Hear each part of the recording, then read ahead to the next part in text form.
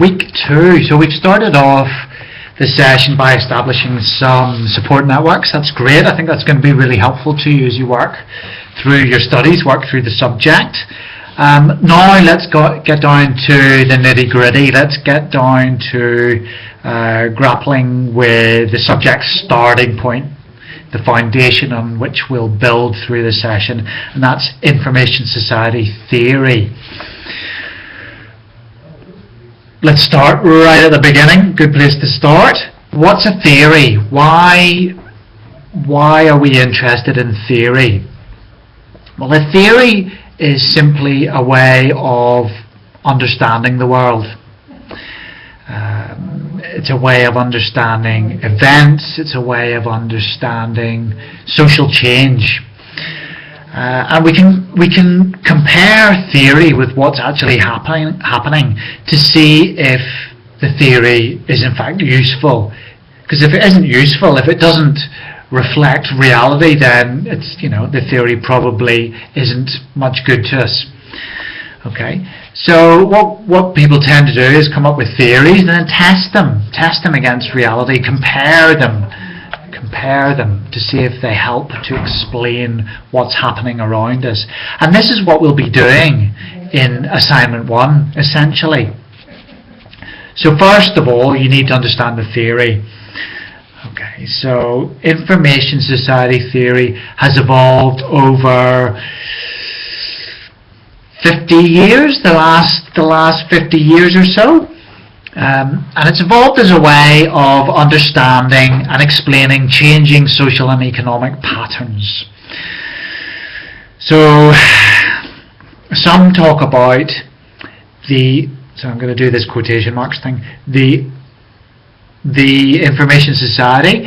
Some talk about, what else is it? It's been a famous sociologist called Daniel Bell talked about post-industrial society. Manuel Castells is one of the leading figures around information society theory. He talks more in terms of the network society. Some people talk about broadband societies, broadband-enabled societies. They're all interrelated concepts. There are slight variations between them, but they spring from one central idea. Others put an economic spin on that idea by talking about the knowledge economy or the digital economy, and we talk a lot in Australia. Certainly the Gillard government talked a lot about the digital economy. So they all derive from this basic idea. And what's that basic idea? Well, the idea is that in advanced, industrialized societies, we're seeing a significant change over time. And in simple terms, that change is a shift from manufacturing to service industries as being a primary economic driver. Now, there are related themes that underpin this kind of shift, such as the importance of information and communications technologies and networks, such as the significance of information and knowledge as resources for competitive advantage. Now, Module 1 deals with these kinds of ideas. The Borden and Robinson chapter that is specified in Assignment 1 offers different perspectives from which to explore these ideas. So that's really essential that you get into that chapter. So, but what I'd like you to think about as you read through this material, this theoretical material, is does this theory help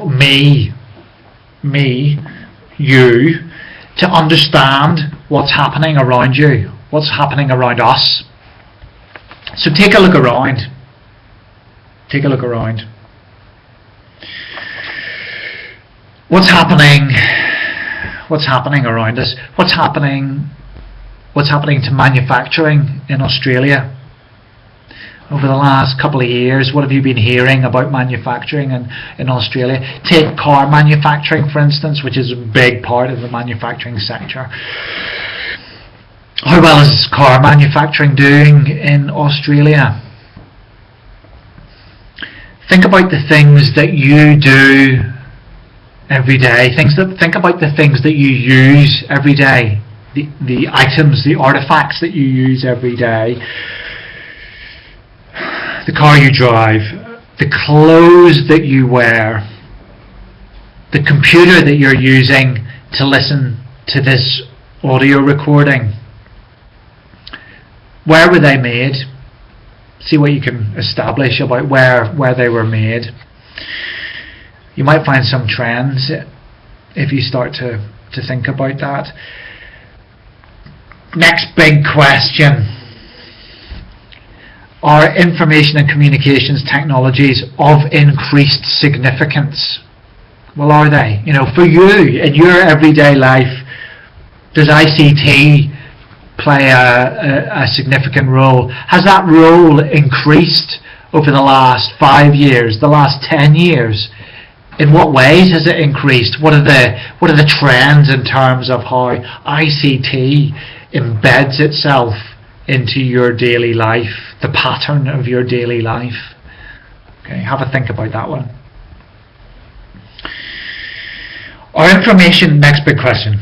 Are information and knowledge perceived to be significant resources for competitive advantage? Well, there are different ways you can think about that. Lots of different ways you could think about that, but we're trying to drill down to your daily lives. So let's look at it in this way. In Australia, have successive governments over the last decade encouraged more and more people to take up higher education? What do you think? What would your answer be to that question? And dependent on the answer, why? Why would that be something that's happening? So if you can find answers to some of these questions, and what would be awesome would be that you post answers, thoughts, comments, reflections on those questions to the forum.